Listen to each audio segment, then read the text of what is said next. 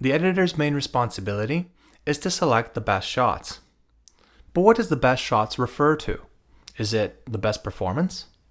Is it the shot with the best technical quality for audio and video? Is it the shot which highlights the conflict in the story? Is it the shot that just happens to fit the editing sequence in terms of composition?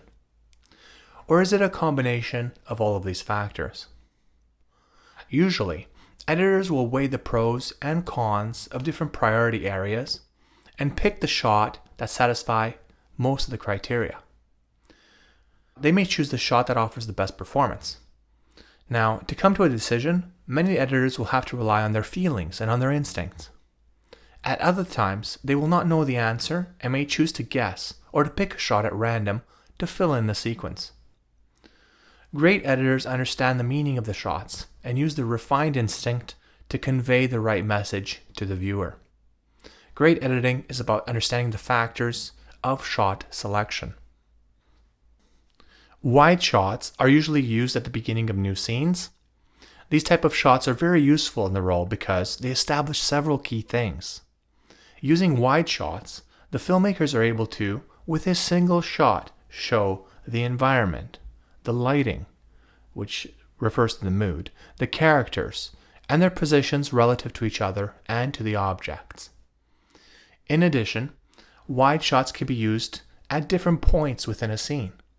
For example, if there is movement within the scene, that may provide the opportunity to cut back out to a wide shot so as to update the audience with a new mental map of where everything in the scene is relative to everything else. The medium shot is more selective than the wide shot. It allows the audience to focus on the actions and dialogue of one individual, while cutting out what is not relevant for that moment in time. While it has the benefit of being close enough to the actor's face and to the upper body that emotions and body language can be seen, it is also far enough away that little bits of the background action still connects the viewer with the environment. Close-up shots are very intense shots. From the cinematic perspective, they look great. From the directing perspective, they are very intimate shots, which convey a lot of emotion. The key to close-up shots is the timing, or knowing when to use them.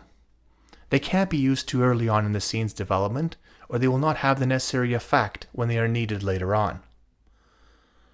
The best time to begin to use them is when the drama of the scene intensifies and the scene approaches the climax. When editing a dialogue sequence between actors, the type of shot used on one actor should usually be used on another.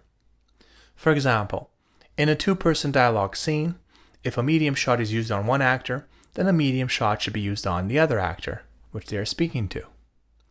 By shooting similar shots from both sides, the shots tend to adopt similar properties such as focal length, frame composition, lighting, and distance.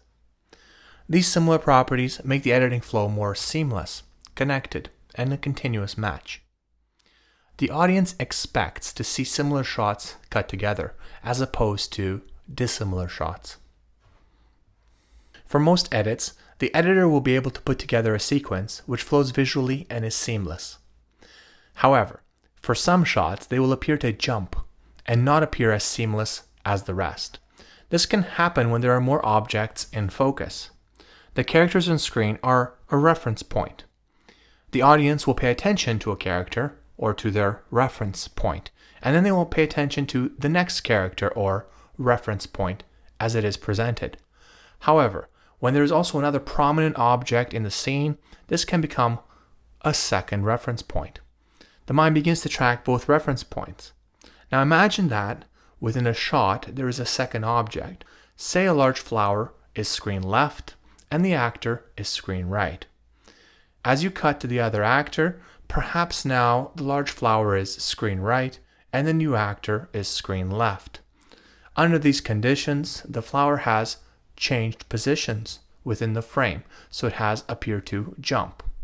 Under this circumstance, perhaps cutting it to a closer shot without the flower is more appropriate.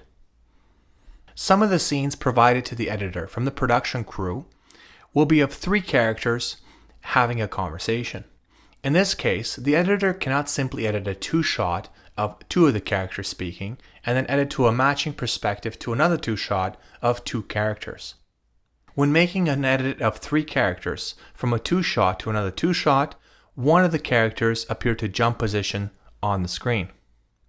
Imagine filming a two-shot of character 1, which is screen left, along with character 2, which is screen right. The editor then cuts to another two-shot of character 2, which is now screen left, and character 3, which is now screen right. In this scenario, character 2 has jump positions from screen right to screen left. The editor will need to pay attention to this scenario and perhaps cut from a two-shot of character 1 and character 2 to a single shot of character 3.